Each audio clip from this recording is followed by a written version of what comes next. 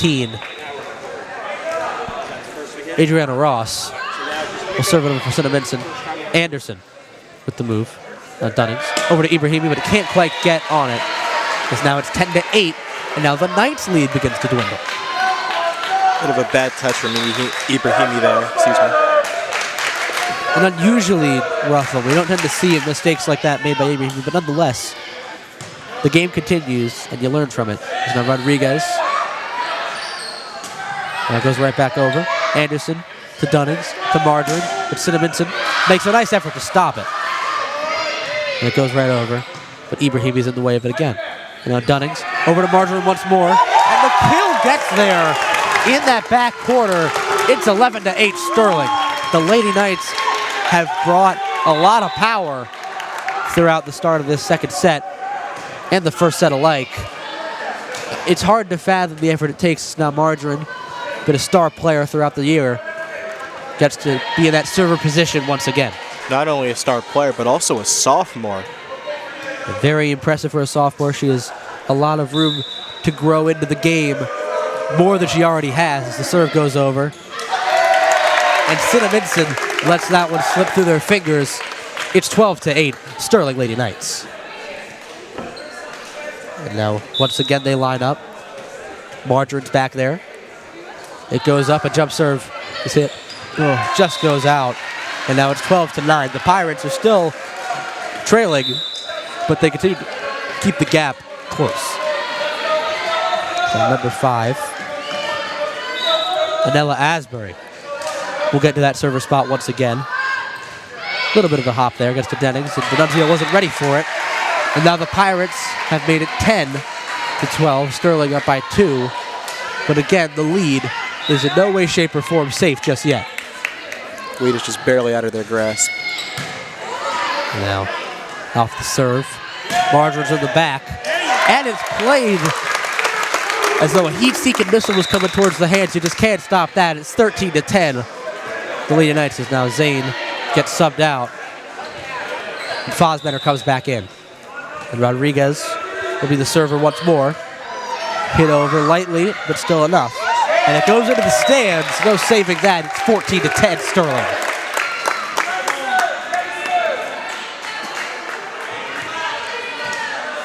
Rodriguez, we said it before on this broadcast, and we'll say it again. Consistently a solid server and over, it's all-around player for this team, as she serves another good one. Cinnaminson tries to play the best they can. Got to really get some effort touch there. It goes to Nunzio. Played well.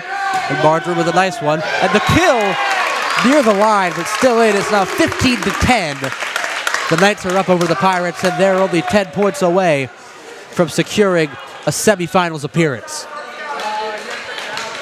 And something to really remember, this is a first-time coach for this squad for Sterling, which has coached a pretty solid culture, as it will go over off the serve for Rodriguez, and Zane will come in for Rodriguez once again. But to get back onto that, it's Coach Brennan's first time coaching the varsity team for girls volleyball, and they've almost gotten to the semifinals. And the effort has been noticeable. It's been a really, fantastic run for a first-year coach. Is it, based on what you've seen from other first-year coaches in your time playing volleyball, what's the gap in experience levels that you've seen in comparison? If it's a first-year coach, let's assume they haven't coached before. If it's a first-year coach and they haven't coached before, it feels like it's all based on how good the girls were before the coach showed up. Because if we look at the boys' team, when Coach McLaughlin came in instead of Scully, they did well, but it was mainly the players that had been coached by Scully before.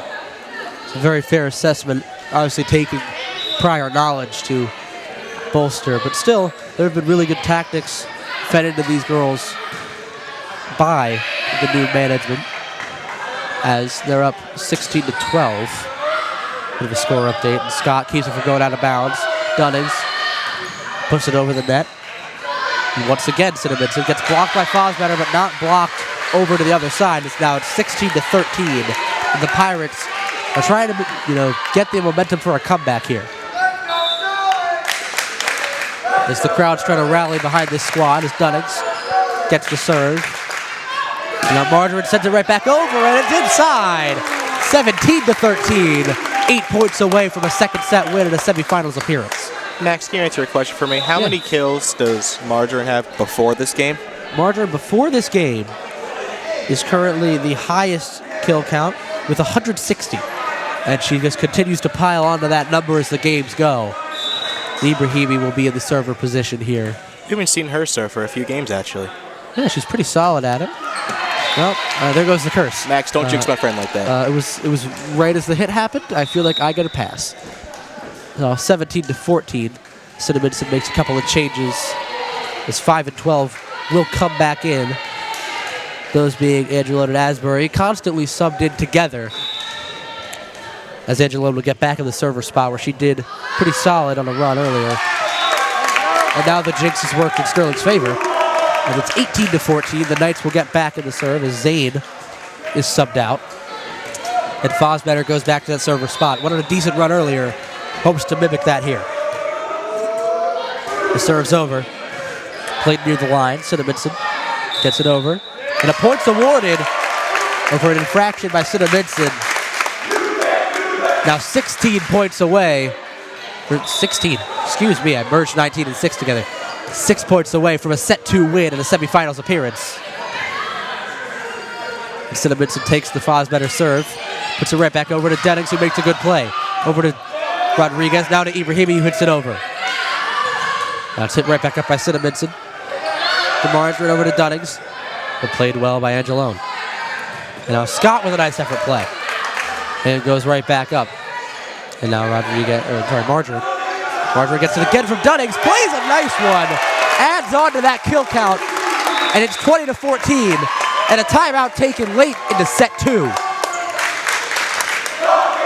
I mean, we had said just a few plays before that she has a phenomenal kill count of 160, but now she keeps on piling on right in front of our eyes. A very impressive player, as you said before, a sophomore only.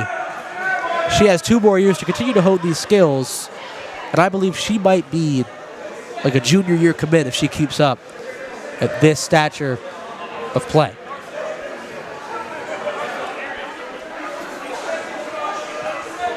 Two biggest things in volleyball are technique and communication. The Knights in all of the games we filmed, and just in general that they've played, express that very, very well. Yeah, obviously communication has been very good to get his 20-point performance. And 5 points away from a second set win as the buzzer sounds and the timeout leaves the grasp of the Pirates. A much-needed discussion to try and get themselves back into this game before it gets out of hand. And they get themselves eliminated after a really solid season. As Fosbetter's back there to keep on serving for the Knights. As it goes up and over the net with some strength. Cinnaminson able to stop it. Vertical. A nice spike attempt. Intercepted by Ibrahimi. And now right over to Scott. Makes a good play, but it's stopped by Cinnaminson. And it goes over, right back to Fosbetter. And an effort's made to stop it from going out of bounds, but not a great enough effort. And now it's 20-15. The Knights are up by 5. We've seen these exact scores before, just in the last set. Yeah, it's been pretty common. And it's Julia Harvey now. Going to serve once again. There's a couple of okay attempts before. Now it gets right back to Margarine, over to Dunnings. Played back to Margarine. Wants to add on to that kill count, doesn't quite work there.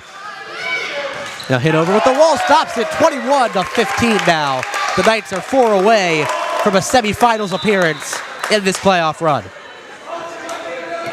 It would not be surprising to see them there, honestly, after all these games we filmed.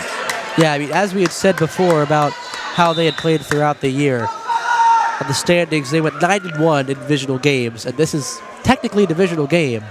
They take them very seriously. This is 1-2 in the Liberty Conference, excuse me. And I forgot to mention earlier in the game, or before the game started, Sterling beat Cinnaminson last time around in a 2-0, 2 sets to none. And they plan to make that a reality once again as the serve goes over for Anderson. To Dunnings. Over to Marjorie, gets blocked, but out of bounds. 22-15. The Knights are now 3 away from a semifinals appearance in this bracket.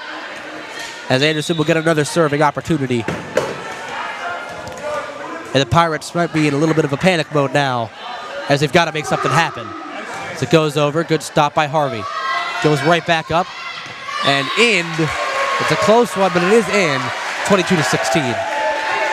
And 15, Adriana Ross. We got another serving opportunity here. The whistle goes, Cinnaminson. Jumping serve. And it goes out of bounds.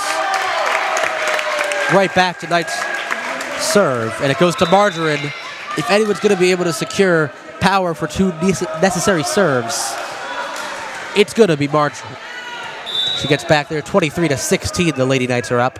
Only 2 away from a semifinals appearance. It goes out of bounds. They're 1 point away now. 24-16, the Lady Knights.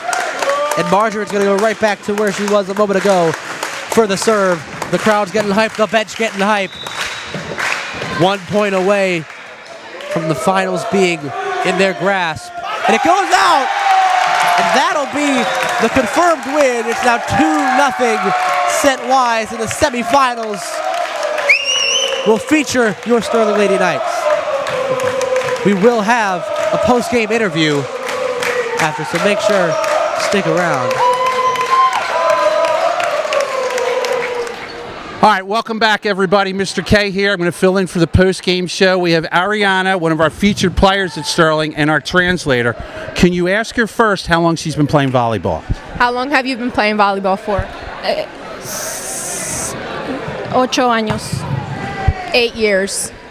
How did she get started in volleyball? What got her to get started with it? ¿Qué hiciste para empezar a jugar voleibol? Mi familia, desde pequeños siempre hacemos deporte y mi mamá, mi papá siempre me han querido que yo sea grande en el voleibol. It's been a family tradition and she likes playing volleyball. Why this year has been a very successful season for Sterling? Why is the team playing so well this year? ¿Por qué estamos tan activos y ganando siempre? ¿Qué son algunas de las cosas que hicimos bien? Yo creo que la comunicación entre todas, mover los pies en el campo, leer las jugadas y ser un equipo unido. Be a team united. She likes the communication and moving the feet in the court. She says it means a lot. I want to ask her about today's game. What were some things that worked well for Sterling in today's game? ¿Qué fueron algunas de las cosas que hicieron bien, o sea, hoy? La comunicación, la actitud ante todo. She said the communication and the attitude. Finally, if you could ask her any goals she set for herself individually. Algunas cosas que tú quieres que haga en el futuro. Llegar a grande en el voleibol y ser conocida.